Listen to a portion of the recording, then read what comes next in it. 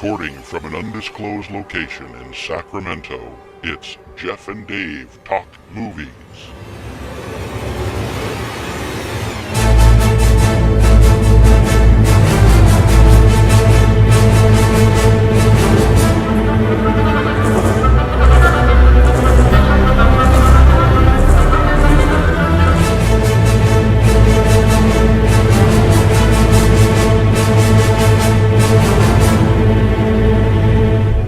Welcome back to Jeff and Dave Talk Movies. I am Jeff. And I am Dave. Welcome back, everyone. It's exciting to be amongst you. Yeah, you know what? If we were in the Star Wars universe, we are at episode 4 right now. We are. We would just be getting going on probably one of the greatest trilogies of all time. Oh, yeah. We would be the New Hope. Yeah, we would be. Episodes 1 through 3, not so great. Out with the crap, in with the good. You know what? But here, I'm gonna say this. Our first episodes, 1 through 3, may not have been superior, but they're still entertaining as hell. Still entertaining, and here we are, episode 4. Episode 4. I'm really freaking excited for this because we have a lot coming up. Well, man, I'll tell you, this is this is the last week where before things just really start picking up, and I'm pumped. Oh, I'm super excited. Well, because we got all the good trailers from the Super Bowl last week. Yeah. And some really cool stuff. Now, one complaint I do have that I want to bring up. The whole skyscraper trailer. Yeah. I mean, it's like, okay, you spent all that money to advertise that. Come on, Die Hard is a great movie, an original movie. There was nothing like it. And then, Hollywood, with its lack of originality, right, is let's remake Die Hard, but with a twist, where the main character is a disabled veteran who has one leg. Yeah, and he's trying to save his family. But they're and they've thrown in a little bit of the Towering Inferno, right, on top of that. And it's like, oh my gosh, this thing's going to be horrible. And I was looking this week online. This made me really laugh. So the poster shows a crane and The Rock jumping off it, going towards an open window. Yeah.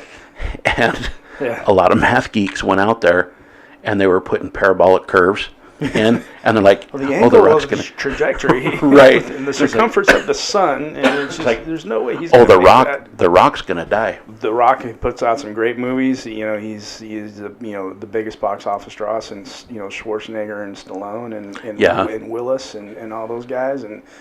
But I don't know, man. I don't know if I'm gonna waste my time to go see that movie in the theater. Okay, I'm gonna say this right now. Yeah, you are. Because we gotta go see this thing. I mean, come on. We already know going in. This movie is not. I mean, not that we're married or anything, because that's not our thing. We like the ladies, but it just. I think for the laugh factor, and it would be fun to talk about it and be like, "Oh yeah, this movie's a steaming pile." Yeah, it would, and look, I would love to be one to eat my words, and when we come back and be like, you know what, it wasn't bad. But again, we're kind of, I don't know, maybe we're being a little hypocritical because we did say last week, when we were talking about Solo, how we have to give the movies a chance. Right. And so, and a lot of times a trailer will come out and it won't look as good, and then all of a sudden the movie is like, wow. Oh yeah, it looks spectacular. Pretty and so that's why you never know. That's why I just think, let's just go see it. If nothing else, it's going to be a good laugh. Yeah. And we got a lot of other good stuff coming out, and I just think it'd be kind of fun to just go see it because it is kind of the perfect summer movie where we get to go in, shut the brain off. Mm-hmm. Although I think this one might be a little hard to shut the brain off because you're going to be like, oh yeah, that wouldn't happen. That dude had been dead. Oh, and he would have been dead there. And he would have been dead there. But I just think it'd be a lot of fun. You know who I was surprised to see in this movie? Was Neve Campbell playing the Rock's wife. Like all of a sudden, like she disappears after the Scream movies. Yeah. And then She just like out of sight for years, and all of a sudden just reappears in this movie. And yeah, it just shows up out of nowhere, and she still looks pretty good. She does. I Yeah. wouldn't complain. Yeah. So I mean, who would look? Yeah. I mean, I don't know. I don't know what to expect from it, but it's just the trailers. I mean, come on, it's just Die Hard remade. It was, and we did get a Mission Possible 6. Oh, that looks good. Oh, it looks really good. And I found something out that I just found this super, super fascinating. Apparently, there's a helicopter chase in the movie. Yeah. Tom Cruise actually did all of the stunts. Tom Cruise does all of his stunts, and I remember seeing early on in the filming where he actually got hurt jumping off of a building. Yeah, but I have a feeling it's not going to be too many movies in the future where we're going to hear that Tom Cruise died in an airplane crash. Yeah, let's not go there. But because, I know I'm not hoping for that. Don't think that I'm hoping for that. But it was just very impressive to me where he did intense training. He's already a pilot. Yeah. But he did intense training to learn how to fly a helicopter, and did all of the flying. Well, he did all of his flying, and not all of his flying. He did some flying in Top Gun. He did. He got to be behind the stick of a F-14. Yeah, and so it's just impressive to do that. And I guess at the final cut of the scene where he's flying, he had to do a 360 dive. And only Tom Cruise can do. Yeah, only Tom Cruise could do it. And he called back to the director who was in a chase helicopter. And he goes, "So how was that?" And he goes, "That was extremely." The director goes, "That was extremely stressful." And he goes, "Well, then I guess we got the shot." And he goes, "Oh yeah, we got the shot." Hopefully we don't need another take. We're good, right? So that's awesome. So that movie just looks right up there with all the rest of them. I haven't seen a bad Mission Impossible yet, so I don't. No, I haven't. I don't feel like two was a little dodgy. Oh yeah. But from three on, they've been solid. They've been really, really good. And I mean, even 2, as dodgy as it was, still a really good movie. And I know we kind of touched on this last week, where I'm from the school of number 1 was the best. You like? I think 3. I think 3 was the best. I thought 3 was great, but 1 was to me. Well, and the reason why I say 3 was the best, because Philip Seymour Hoffman as the villain was just fantastic. Oh yeah. Whereas the first one was great, set a great tone for the series. It was brilliant. But just 3, the villain was just solid and good, and that's why I just say the third was the best. But I'm not crapping on any of the others, because I'll sit down and watch whichever one you want right now. Sure. Yeah. Because they're amazing. I love those movies. Yeah, they're just fantastic. So we got that trailer. I mean, Jurassic World, it was just kind of more of the same. Same thing with Avengers. It was cool to see the little gauntlets that Captain America has, to get a little more information on that, but still pretty much more of the same. Again, we know what we're going to get, so why do we have to keep pumping out trailers? Right. It's like, let's just get to, the movie. But do we really need to be more pumped? Oh, I know. It's an Avengers movie. Come on, this thing's going to be wicked cool. Did you see that video? I saw it on social media, but they had a get together of all the Marvel cast. And, I did this. They had like one giant picture of everybody. Yeah, from any of these movies. And it's not just actors; it was directors, it was producers, it was everybody. Stan Lee was there. Yeah, Stan Lee was there. You see who was front and center? Oh yeah, RDJ, man. Robert Downey Jr. Well, he got the whole thing going. He did get the whole ball rolling. Man, why was it Stan Lee is front and center though? I mean, come on. Stan Lee is. We wouldn't have this without Stan Lee. True. He should have been really front and center. He should have, because it started with him. But yeah, the cinematic universe started with RDJ. I thought it was really cool to see that. Oh my gosh, yeah! All those talented actors in one setting. Imagine just being a fly on the wall in that. Yeah, and it's got to be mixed emotions, because for some of them, their journey's coming to an end in this universe, and it's going to be really, excuse me, this stupid cough. It's going to be really tough to walk away from that. It's going to be tough to see a lot of these characters that we've watched for the past 10 years go, but the universe isn't stopping. They're going to keep going. Oh, they're going to totally keep going, but it's going to be interesting to see, what they do with Thor, or if there's even going to be a Thor character. If we're not going to see Thor Forever, I think Thor. I think I touched on this in the first episode. I think Thor is still gonna be around. I hope so. He's just gonna rule his galaxy from afar, and we just won't see it. I'm almost 100% positive for sure. Captain America's gonna die.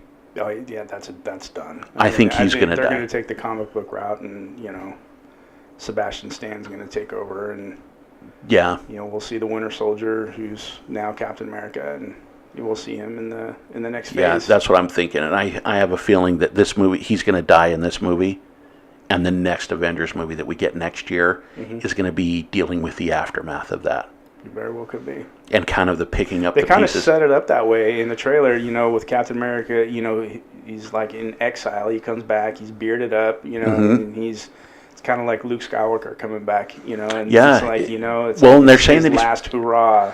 Yeah, and he's playing not necessarily Captain America. He's playing a character, well, at least in the comic books, they called him the Nomad, because there was that period of time where he wasn't Captain America. He gave up his shield. And so in this one, it's I don't know if they're going to call him Nomad, but that's what he's kind of playing. And if you notice, there's no helmet. Nope. He's got kind of a uniform, and he's got the new gauntlets, but no shield, no helmet. Yep. So it'll be interesting, but I think he's going to die. I think he's right away, and I think he's going to die killing Thanos. That he's going to be a distraction, so he's going to sacrifice himself as a hero. That's my prediction. I don't know that. It could be. And hopefully you don't see a red dot on me for spoiling something from Marvel, because they're super. I don't know if there's a sniper out the window, but that's my prediction. Yeah. For Infinity War. Yep, I agree. It's going to be awesome whatever way they go. And if you know Marvel, whatever we're predicting is going to be completely different than what. It's going to be way different. I mean, it's who knows? Who knows how they're going to do it? Well, we'll know in May. A few more months. We're gonna find this out. And guess what? We also got. I was so excited to see this. What's that? The Solo teaser trailer. That movie looks. Just the trailer alone it's again.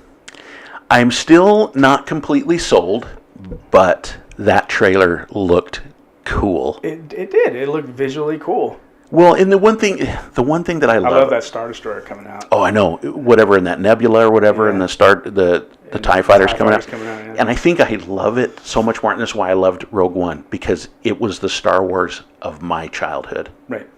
And don't get me wrong. Again, we've talked about this, I think, every week. I just love the new movies. I've loved everything. But there's something about that era of the Star Wars universe that just, it's like, oh. Yeah. Well, I mean, look, Han Solo was my favorite character. But, I mean, we get to see the origin story, how him and Chewie met. How he managed to get a hold of the Millennium Falcon. We get Lando origin story. That friendship between Lando and Han. And so that's all going to be really interesting to see. We did get to see a little bit of a little sneak peek into a brand new Millennium Falcon. Yeah. What kind of leads, me to wonder, or at least say, Han Solo's kind of disgusting. Because that thing was pristine and clean, and then you see it in the future, and it's kind of like, well, it's a smuggler. I mean, he's not gonna take the time to keep that thing clean. True. But, one thing I did notice in the trailer, and I don't know if you noticed this or not, the Millennium Falcon doesn't have the fork in the front of the ship. It's complete. It's closed off. I did not notice that. Yeah, it's closed off of the Millennium Falcon. All right, I'm gonna have to go and rewatch the trailer. There's one part where the Millennium Falcon banks, and you see it from the back side, and it does not have the fork in the front of the ship. Okay, I'm gonna definitely look at that tonight. Well, today when we're done with this, I want to check that out. Not that I don't believe you, but it's just I don't know. It just kind of opens. Believe you, no way. Well, because we know he tinkers with that ship a lot. Yeah. And so it didn't have the satellite dish on it either. Nuh-uh. And that is one thing I really liked about The Force Awakens. When you see the Millennium Falcon, it has a new dish on it. A new satellite dish. Yeah, I dug that. Gotta have my DirecTV. That's right. But so I was excited to see that, and I was pleasantly surprised. And now it's kind of interesting, and maybe it's just the media or whatever, but the stories are changing. Mm-hmm. Now that we've gotten a trailer for it, and people are kind of like, well, that looks pretty good. Now people are like kind of getting on board. They're getting a little more on board. The gravy train. And then I heard this. I don't know if you had heard this, but apparently Harrison Ford was a secret consultant. I did not hear on that. Solo. I did not hear that. Where he apparently was being paid to come in and just be like, nope, Han Solo would do it this way. This is how it would be, this is how you fly the Millennium Falcon. Mm-hmm. And I just think that's really kind of cool. I think that's cool too. I did not hear that story. I didn't hear that. One other thing that I did hear too about the Solo movie was how Ron Howard got involved. And it goes all the way back to the summer of 1972. Oh, I did not hear this. This goes back to when George Lucas and Ron Howard were filming American Graffiti.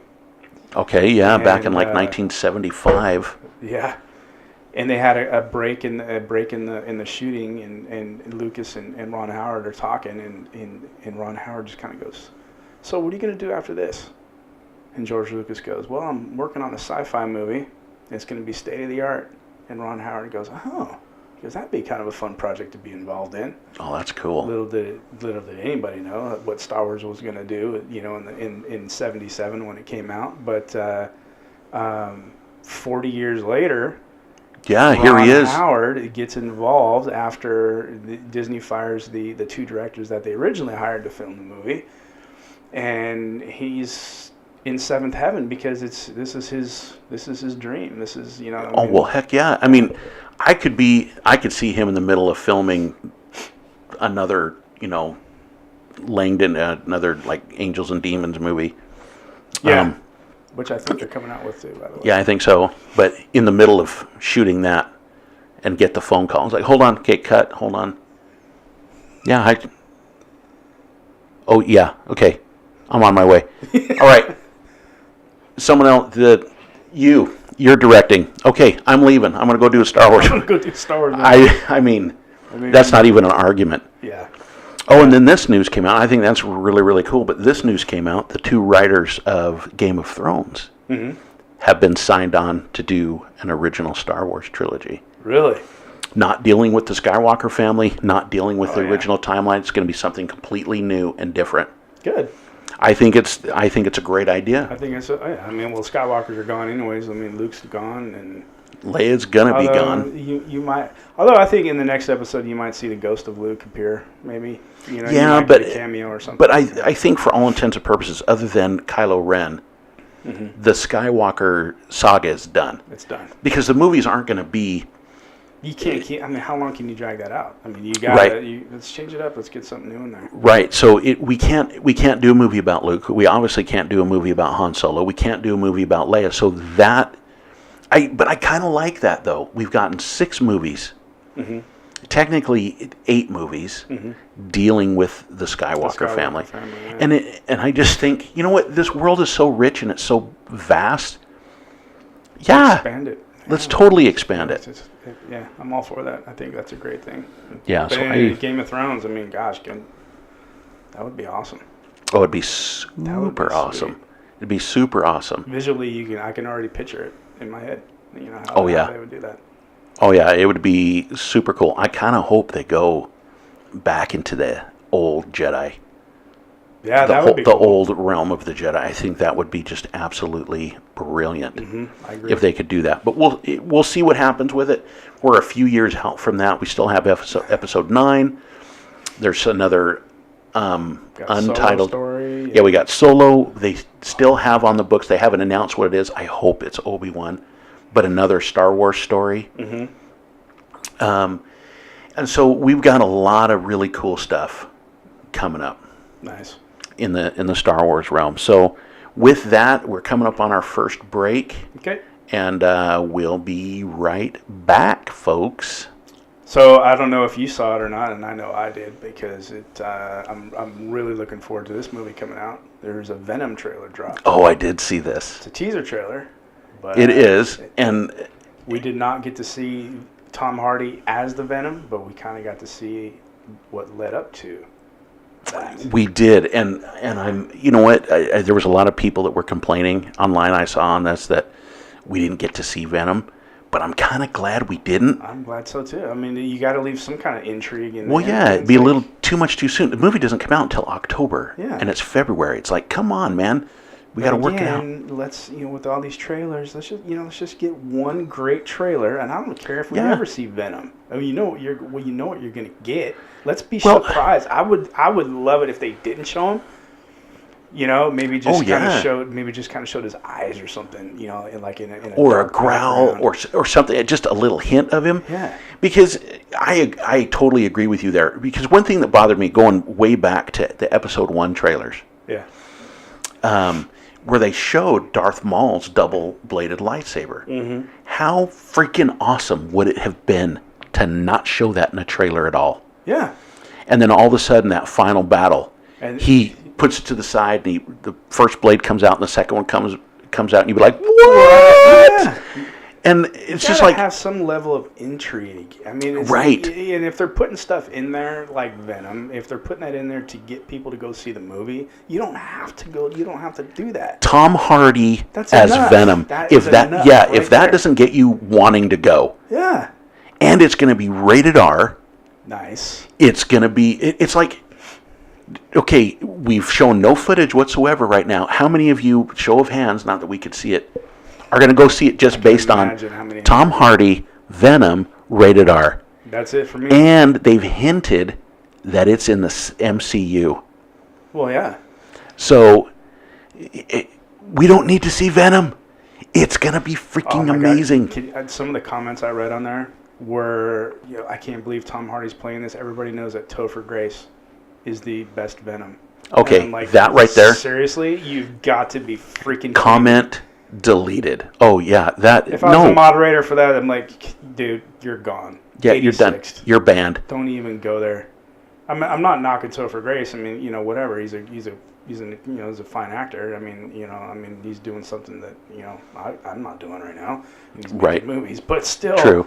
Topher Grace is not and will not be the best Venom after this movie comes out. No. Sorry. No. Spider-Man 3. Tom Hardy is already taking that title from you, and the movie hasn't even come out yet. Let's just put it this way. Announced that casting. It's like, okay, Tom Hardy. Okay, yeah, we're done. I mean, that Tom Hardy is whatever. Yeah. Amazing. Not even going to touch that one. And, okay, let's just put Topher Grace and Tom Hardy in the boxing ring, and let's see who wins. Because I don't ever remember seeing Topher Grace play a tough guy.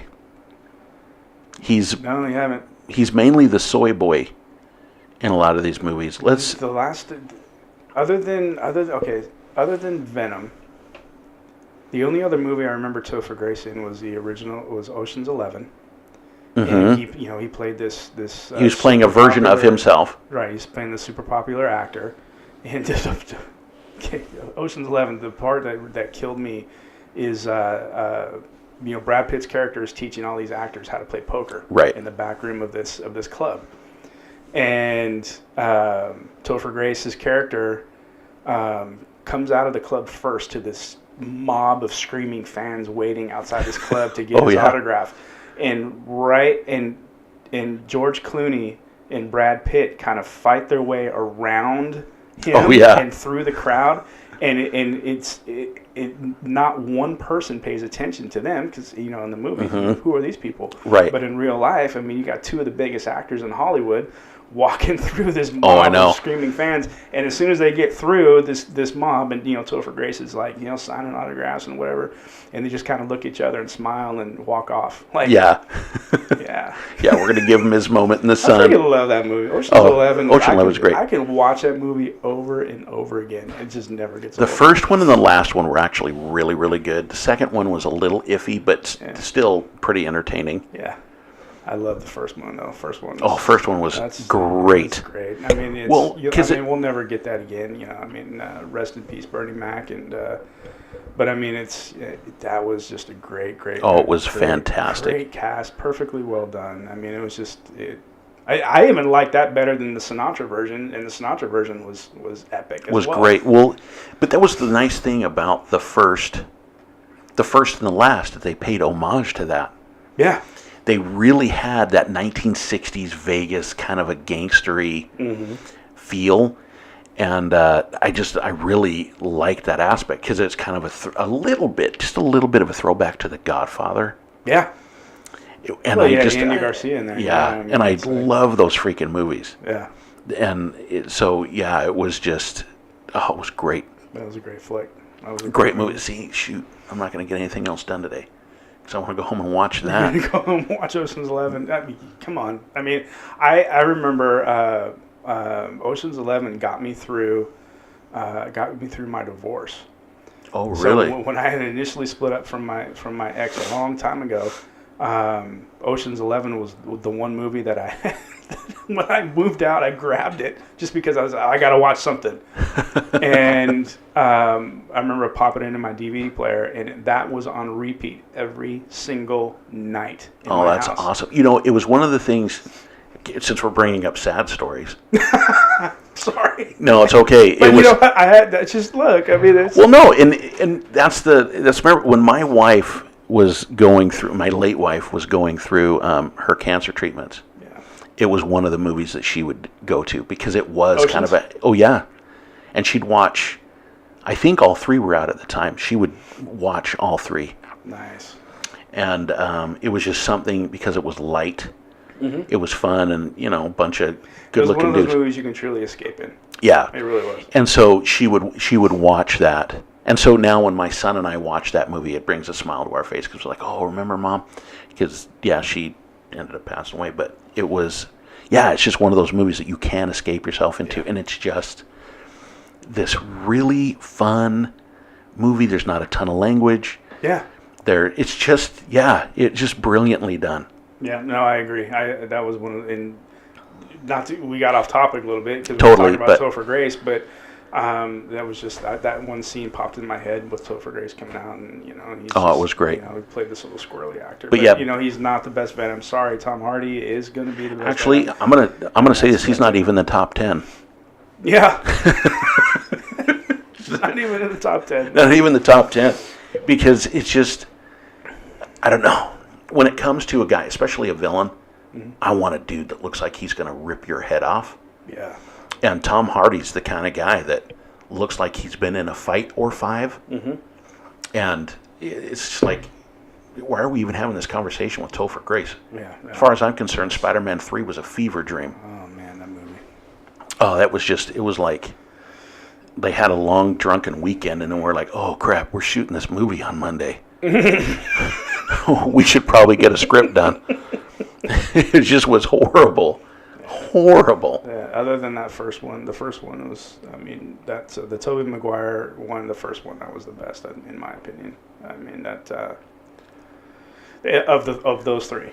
Oh yeah, no, the first was I'm great. A fan of the Homecoming. Homecoming was great. Although I might be the only one in the room that thinks this, but I thought the Andrew Garfield was pretty good. Yeah, I loved his Peter Parker. Yeah, they're not perfect. There's flaws in them, but overall, I really liked those two Spider-Man movies. Mm-hmm. Yeah, they're a lot of fun. But yes, I think Tom Holland. It's kind of nice to actually have a teenager playing him. Yeah.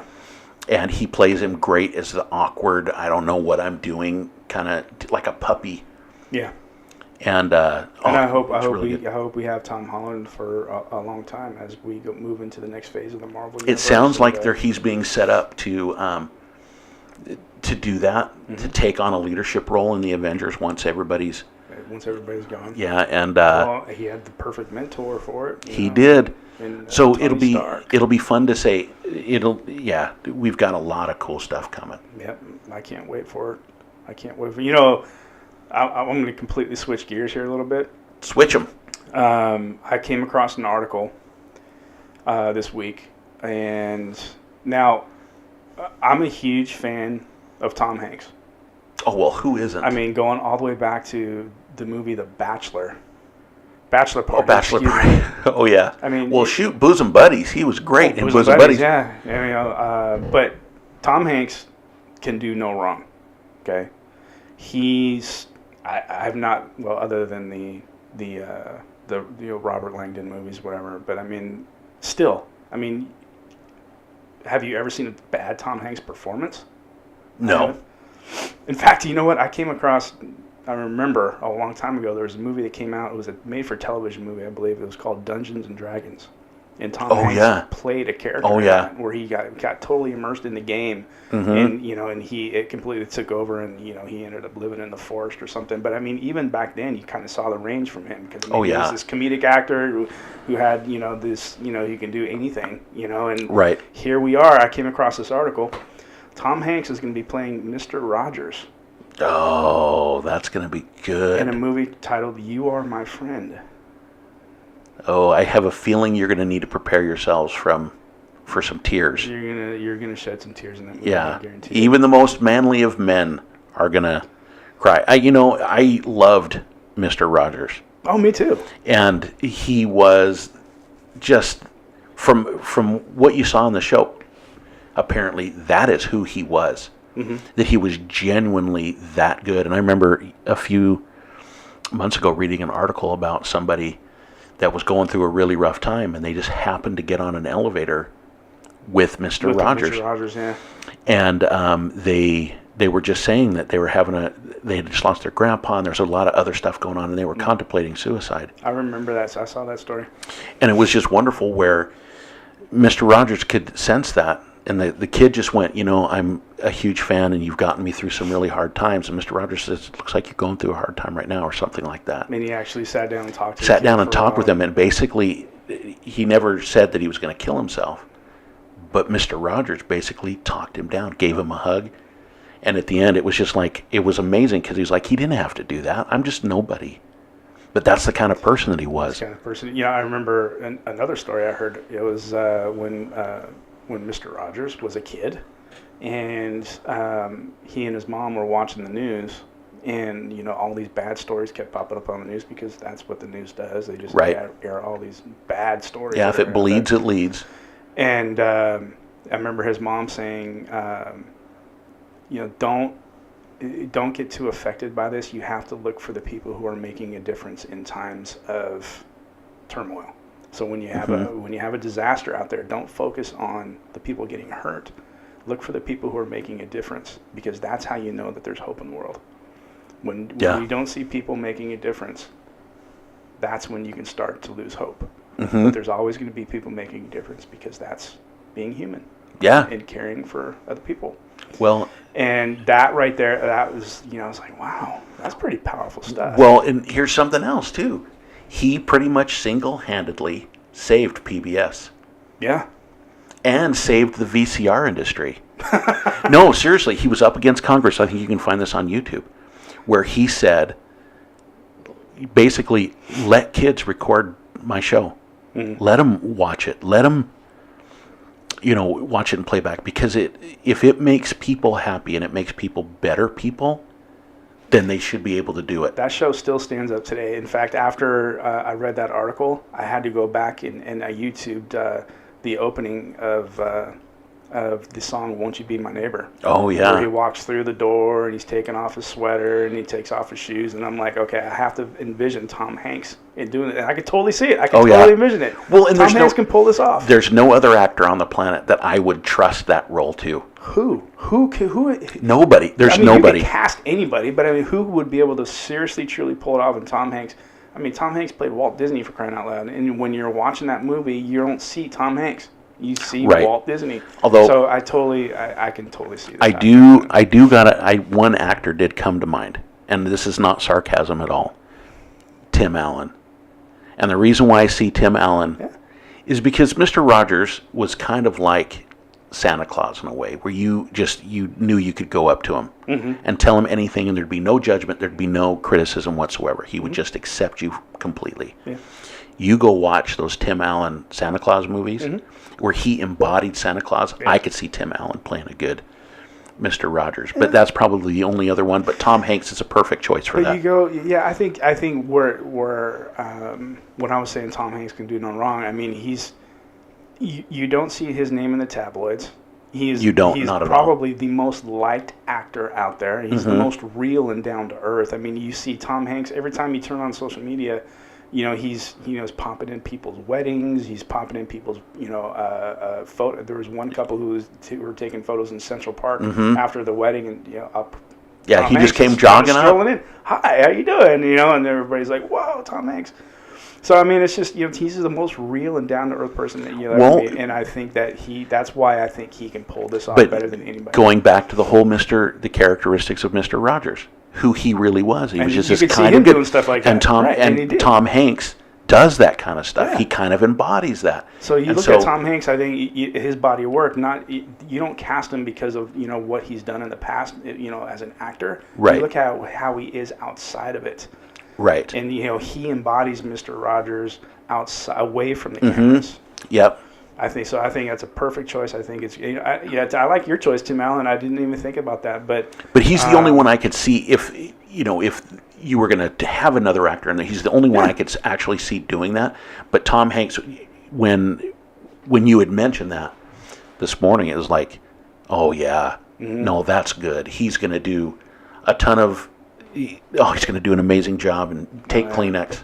That's going to be great. Take a box of Kleenex because this is going to make you tear up, and I know I will. I think it was due to come out in 2019, if I'm not mistaken. I have to go back and revisit the article, but actually I have it open up here. Oh, well, let's find out when it comes out. To the internet. To knowledge.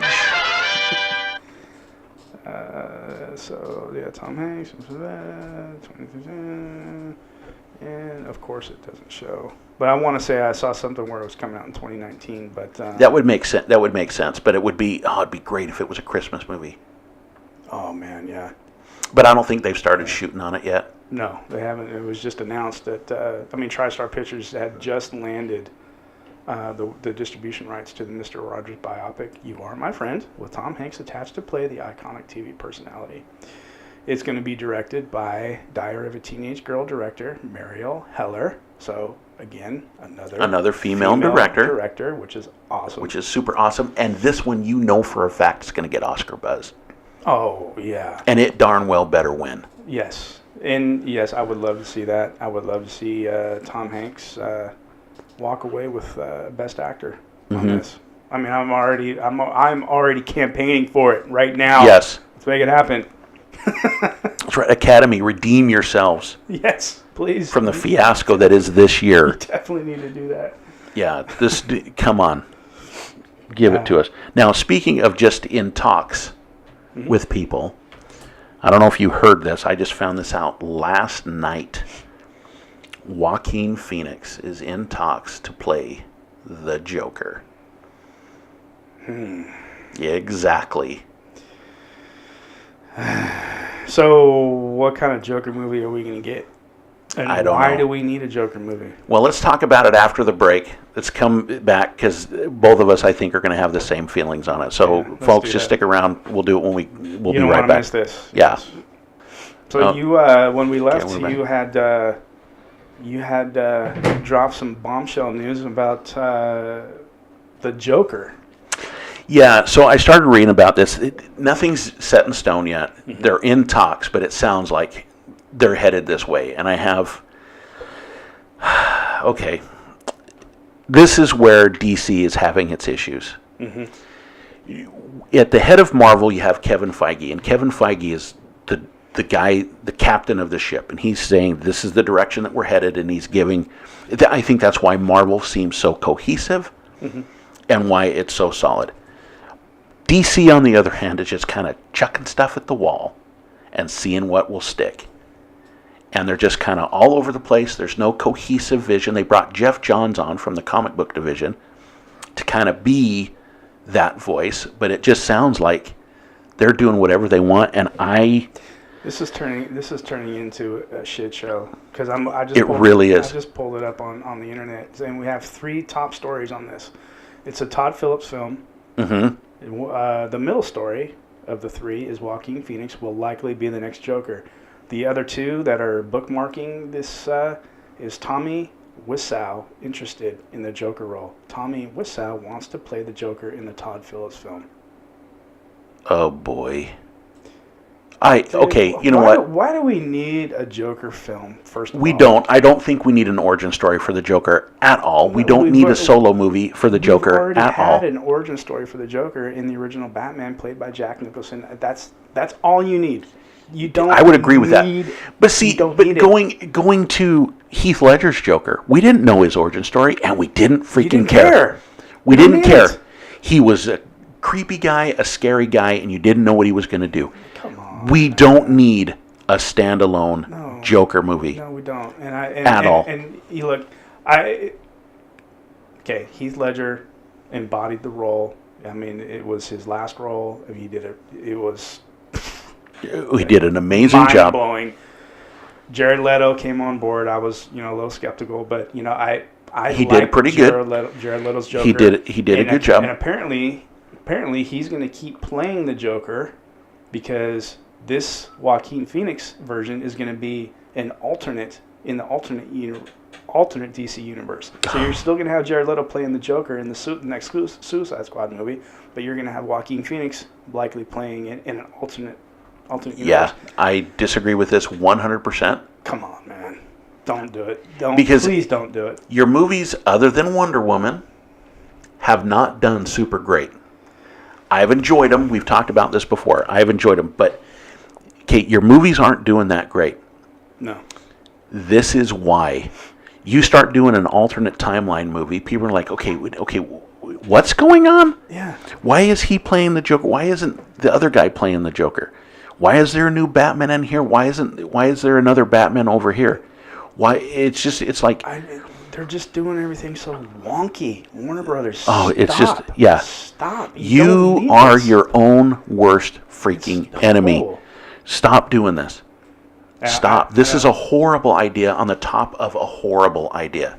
Yeah, the only way. Look, let's do an animated version of it, and Joaquin Phoenix. Oh, and call it a day. Voice the Joker, but then you can't do that because Mark Hamill was the perfect Oh, voice I know. of the animated Joker. I know. So you can't. So just stop, man. I mean, no knock on Joaquin Phoenix. Joaquin Phoenix is a great actor, but I mean, Johnny Cash, come on, walk the line. Well, no, he's going to do a great job. And it's not a complaint against Joaquin Phoenix. It's a complaint about the direction that they're going. It's a complaint against Warner Brothers, and the complaint is you don't need this movie. No, you don't need it at all. And fix what you have. This is going to already maybe make some people. We don't need a Suicide Squad 2 movie. Oh God, no, please. We don't. I enjoyed that movie. I really liked that movie, but we don't need a second one. No. Come on, find a coherent story. And follow the coherent story. I haven't heard a rumor that they're going to come out with a solo Harley Quinn movie.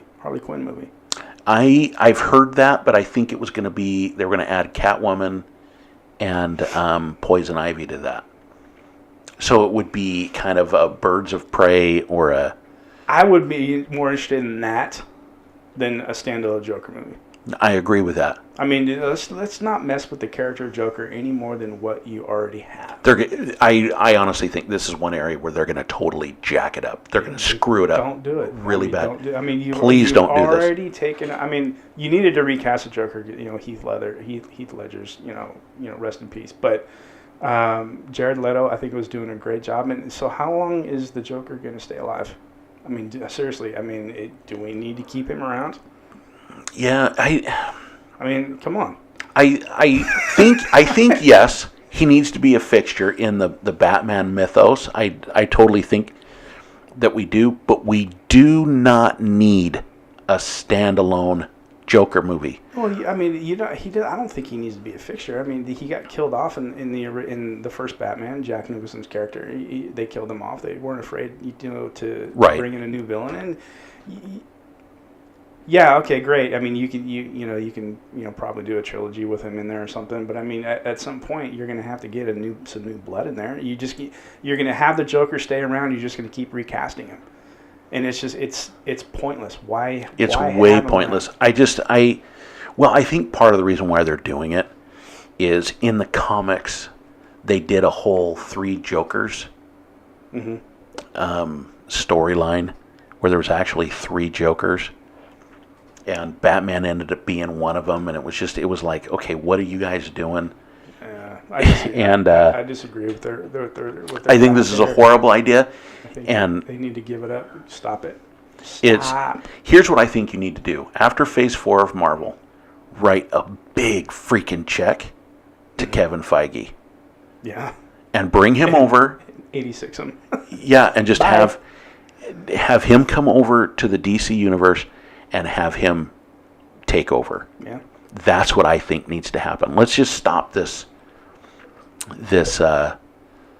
nonsense that you guys are going through right now, because it's horrible, and you guys are killing your franchise.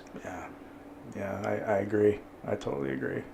It's DC would be better off if they just completely broke off from Warner Brothers and just formed their own studio. I completely agree. And just completely I mean, you're big enough. I mean, you can totally make it happen. Yeah, make your own division. That's just totally do it. That's what Marvel ended up doing. Yes, Disney owns them, but Disney kind of leaves them alone and lets them run their own thing. It's like, come on, you guys, you're your own worst enemy when it comes to these movies. And so, stop it. Yeah, please. We don't need it. I don't want to see it. And if it came out, I don't know if I would go see it, but I probably would. Well, we probably would, but please don't do this. Yeah. Stop doing this. Yeah, I agree. Let's switch topics. Let's switch topics to something that's actually a little happier. Actually, let's probably maybe we should take a break before we jump into this last. Do you want to take a little break and then jump into this last little segment? Yeah, let's do that. All right, welcome back, everybody. I had to take a break. I had 3 cups of coffee this morning, and it went right through me. Well, how do you spell relief? That's right. A capital P. P. That's right. As long as it's not in the pool. All right. Let's end today on kind of a fun note. A lot of people are touting Black Panther as the very first black superhero movie. And I disagree. It's actually incorrect. In the first Marvel.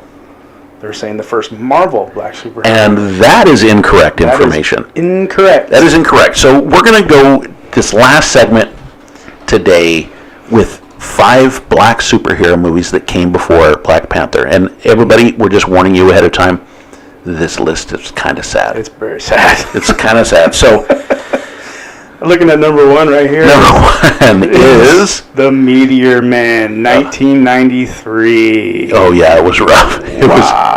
Robert Townsend's Meteor Man. I remember that movie came out. Oh yeah, I do too. And it was just the outfit alone is spangly. Oh, I know. Come on. It looks so bad. So bad. The next one was Blank Man, starring Damon Wayans in 1994. I love the sheet around his neck. It's great. Oh yeah. And the construction belt around his. Yeah, and it looks like Long Johns or something that he's wearing. He's got this Sucrets case right there on his belt buckle. Yeah. This one was also. It was kind of a version of Handyman from In Living Color. Right. At that time, it was not a very good movie. It was bad. So number 3. Shaquille O'Neal's Steel. Yeah, this was supposed to be based off of. There was a timeline in the Superman comics where Superman had passed away, and there was 5 people that had come out and had Superman-like characters, and so they kind of did that same character. John Henry Irons is who he's supposed to be. I love this line right here. And it's like Steel, the film from the DC superhero Steel, which was fortunate because the movie was terrible. In fact, terrible is an understatement. It was god awful. Oh yeah. DC should probably have sued O'Neill, Johnson, and Warner Brothers. For character defamation. It was bad. Oh, it was horrible. It was so bad. Yeah. Well, and I'm going to throw another one in here that's not on the list. Catwoman with Halle Berry. Oh, yeah. Warner Brothers. Oh, that was a steaming pile, man. Oh, that movie was horrible. I mean, visually, Halle Berry as Catwoman was sexy. It was, but the movie was horrible. The movie was not sexy at all. Oh, that movie was a steaming pile. Next one on this list, though, was actually pretty good. The Michael Jai White's version of Spawn. It was actually pretty good. It has not aged well. No. But it had John Leguizamo as the clown in there. It was actually a pretty good movie. Yeah. It was a pretty good movie, but it hasn't aged super well. Now this one, the next on the list, actually pretty good. Blade. Yeah, the Blade trilogy. Yeah, was pretty good. Snipes. The first Blade was super solid. Oh, great movie. Right. Yeah. No, I agree. Yeah, great movie. But sorry, Black Panther is not. Now, I understand where they're getting at, because I came across an article that did say Black Panther's grassroots marketing movement isn't like any other Marvel movie. This is true. Grassroots meaning that they're, and I get where they're coming from, where they're saying, well, this is the first Marvel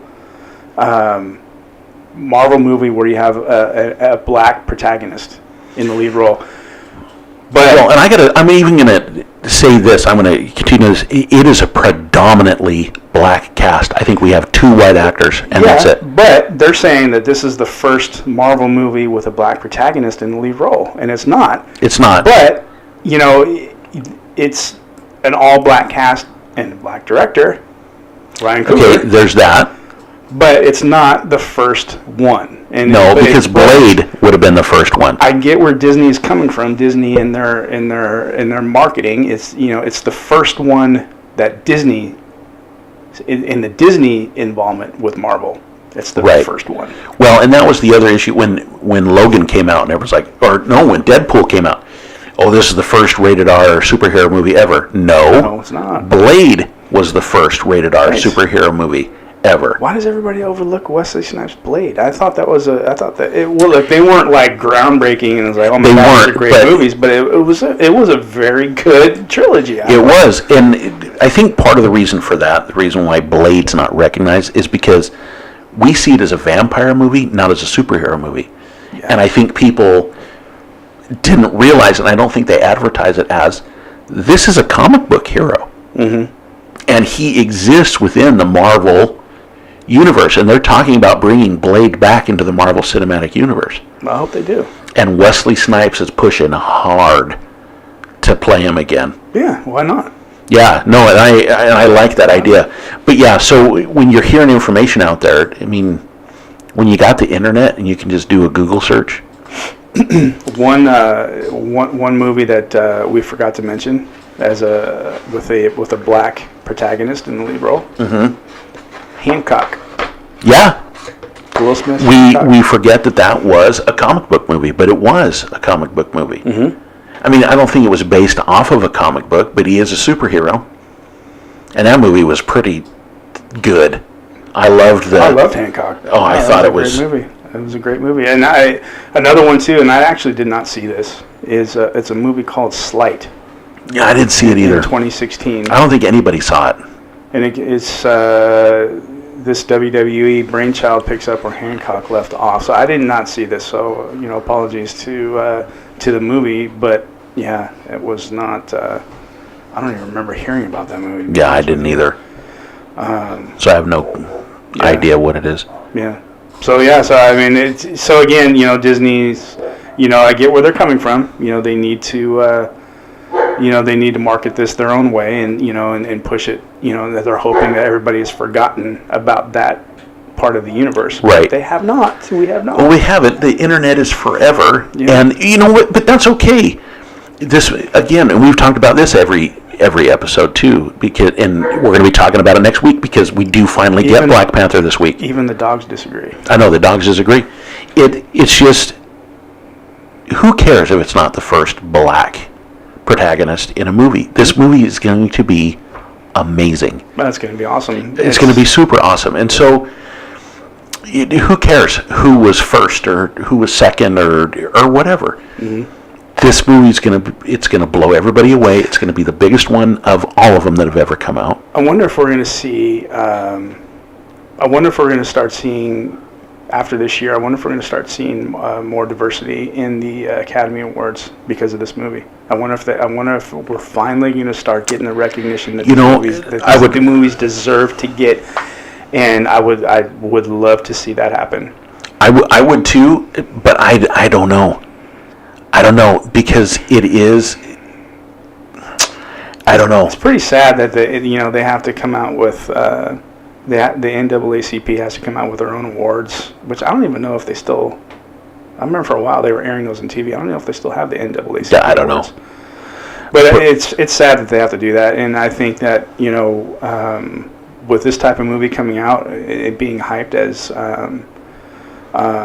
this all-black cast and director, Ryan Coogler, that we don't see that in the Academy Awards. I know, it is an old guard with the Academy Awards, and I just don't know. I don't know. There would have to be some major shakeups. There would have to be someone go in. They already had a shakeup. I mean, there is that uproar. There is, but I think it's more of a okay, fine. We're going to do this if you'll just stop screaming, kind of thing. But throw color of skin out of it and throw gender out of it. You look at these movies for what they are. They're movies. You don't, you don't not nominate somebody because they're African American or because they're female. You nominate these movies. You nominate the directors because it's a great movie and they did a great job directing it. It was a great screenplay. You have to recognize these movies. These movies are great movies. People are spending the money to go see them, and you're not recognizing them. And I know, and that's sad. And that bothers me as well because it's like I don't know. The people need to have more of a vote than just this conclave, like we've talked about, and it bothers me as well. Where it's, we've got these movies that are making a crap ton of money that people are going in droves to be seeing. It's like, well, that's not worth our time because it's a moneymaker. We need to do this art film that no one went and saw. Yeah, it's like that movie's a piece of. If no one's going to see it. It could be a great movie, but that says a lot about that movie. That no one's interested in seeing that. You don't judge, you don't nominate a movie for Best Picture based on how much money it made in the box office. I get that. I think you should, though. Well, that should be a factor because that means people are actually going to see it. How many people went to go see these types of movies? Wonder Woman. How many people are going to go see Black Panther? How many people go to see the Avengers movies, the Captain America movies, Iron Man movies, compared to Shape of Water, compared to Three Billboards Outside of Ebbing, Missouri? And the name escapes me, the Denzel Washington movie where he was nominated for Best Actor. How many people went to go see that? I don't even remember the movie being hyped at all. Right. I don't remember anything about that movie. So I'm looking at this. I'm looking at, where this movie is at and, what's behind the movie, and you can't, if they ignore this movie come Academy Awards, for this next year, I will never watch the Academy Awards again. Seriously, this has to be the start of the recognition by the Academy for these movies. And the thing is the movie's not going to be overtly political, but it is making a political statement. It is making a political statement, and so it's just kind of like you can't tell me after this that a movie with a predominantly black cast with a black director can't make money. A great black cast. Yeah. Well, yeah. And oh my gosh, this cast is freaking solid. Yeah. And the director, Ryan Coogler, go watch Creed. Yeah, please. Go watch Fruitvale Station. Go watch Creed. And that's his directing right there. Tell me he's not a brilliant director. Fruitvale Station. Yeah, well, and the other thing, too, is that he wrote Creed.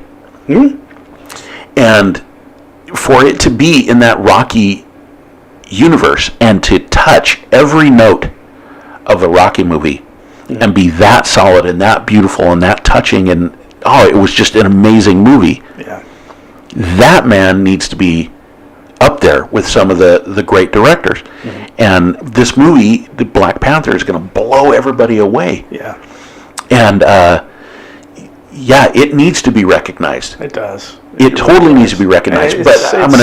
It sucks that we have to that this even has to be a topic, or in why they feel like they have to make it.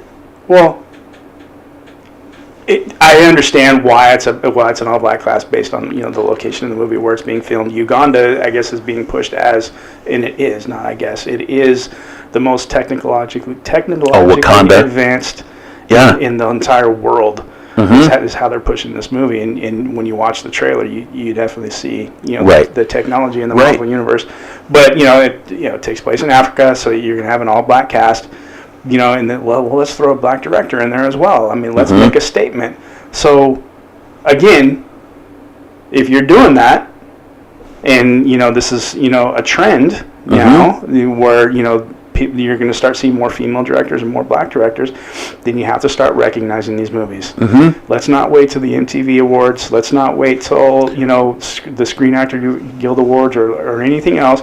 The Academy Awards is the precedent. They need to make a statement, and this is where things need to start changing. It goes to a bigger statement for me as well, where it's like, can we just not base the performance on the movie the type of movie that they're in, but on their performance in general? If you get a good, solid, amazing performance out of someone, and it happens to be a superhero movie or a sci-fi movie, who freaking cares? The performance is brilliant. Yeah. I mean, if you don't believe me on that, go watch the original Alien. Right. And every performance in there is brilliant. Yeah. And that movie is, oh my gosh, it is amazing. And visual effects. That was it. In outer space, they will not hear you scream. Oh, it's such a good movie, man. Such a good movie. And yes, these movies need to be recognized for what they are. Yeah. And I'm just tired of these art house films being the only ones that ever get recognized. Yeah, I mean, they're not movies that people are going to see. And yes, you have great performances in these movies, but okay, well, so what? Then let's expand the categories. Right. Why do you need 5 directors? Why do you need 5 best actors? Why do you need 5 best supporting actors? To me, if you start expanding these categories and it raise it to 10, like the best picture. Yeah. I mean. Or do it like the Emmys. Best performance in a comedy series. Best performance in a dramatic series. Why can't we have best male performance in a superhero film or an action genre? That's a good. Why can't we have best director of sci-fi film? Why can't we have that? Why does it have to be all-encompassing? Yeah, because they're not really. I mean, you take these 5 movies and you have these five directors, and yes, they win the Academy Award, but it doesn't mean that they're the best director. Right. It doesn't. Right. What if we did this? We added more categories. So best director of a superhero film, best director of a sci-fi film, best director of a comedy, drama, whatever. And from those nominees, you get the pool for best picture and for best director and for, I mean, I think that would make it more interesting and more fair, because now it is, okay, we're taken from a pool, and it's not just these art house films, it is sci-fi and action and drama and everything. That's a good idea too. And then, so now we are getting a good cross-section, and I don't think that it needs to be race or gender-based, but I think it needs to be genre-based for sure, because Patty Jenkins should have been freaking nominated for an Academy Award. Oh, yeah. For that. Ryan Coogler needs to be nominated for Black Panther, because this movie's going to be absolutely amazing. Yeah. Yeah, that's a great idea. I know last week my take was, we need to have two movies from each genre nominated for Best Picture. But I mean, that's another great take on. That's another great idea. I think that I hate to keep bringing up the Academy Awards, but I mean, the only reason I keep mentioning it is because you need to, at some point, you need change. Oh yeah, and if you're going to get change, and if it's gonna be honest change. Then why not make it? Because the Academy Awards needs to change too. So why not have the Academy make that change, and then they set the precedent from there. And then you have these studios who are gonna who might back off a little bit, like Warner Brothers. Right. Let's say, okay, well, let's take our time. Let's start stepping back here. Let's start rethinking our approach. Yeah, let's start doing something that's a little more meaningful. Pixar set the standard for animation films. It did. And all of a sudden you started getting DreamWorks stepping back and Sony stepping back, and then they started putting more care into their projects. And then pretty soon you start seeing all these other great films like, Baby Boss, for example. who was nominated for an Academy. Even go back, Sing was Sing. beautifully done. No, but you're right. It did force people to step up their game, because before, animation was pretty much just kind of crapped out, and there wasn't anything really, really great. And then Toy Story and Toy Story 2 got people really thinking about A Bug's Life. Bug's Life. These can really be some amazing movies, and the Academy needs to modernize and to come back with the times. And Yeah, definitely. I mean, you have 90 years of the same thing. Well, you know what? If you don't change and change with the times, you're going to phase out. You're going to fizzle out. And you've already starting to see that. You've already seen people tune out the Academy Awards because it's so political, and they're so set in their ways. And it's just to me, that's just one area where you can get effective change. And then I think it would force these studios to kind of back off and start putting more care into their projects, and all Warner Brothers and the DC movies, which apparently are going to keep going just like the Marvel, and so. Well, let's see what happens. Let's hope for the change to come up. But I think we're coming to a close of this week. Yeah, and episode 4 is coming to a close, and if we are in the Star Wars universe, we have episode 5 next week. Yep. Which is also Black Panther. I know. So, who knows? Maybe next week, episode 5. Tune in and see. We'll see what we have in store for episode 5. Regardless of what happens, it's going to be awesome. You might see some changes around you. The backdrop might have some additions. Tune in next week to find out what those could be. It's going to be a surprise. Yeah. So I'm stoked, man. So this is going to be a great week, and please, everybody, keep going to these movies, keep watching them. Don't pay attention to the reviews, and let's take these movies for what they are. And Black Panther. Yeah. It's going to be awesome. We will be talking about it with delight next week. That might be the only thing we talk about next week. You know what? It just might. So tune in for the 1 hour Black Panther special. Right. And I say that unashamedly. Yeah, it's going to be freaking awesome. Do it. Oh yeah. All right, everybody. All right. Thanks for joining. As always, I'm Jeff. And I'm Dave. See you next week. Bye. Bye.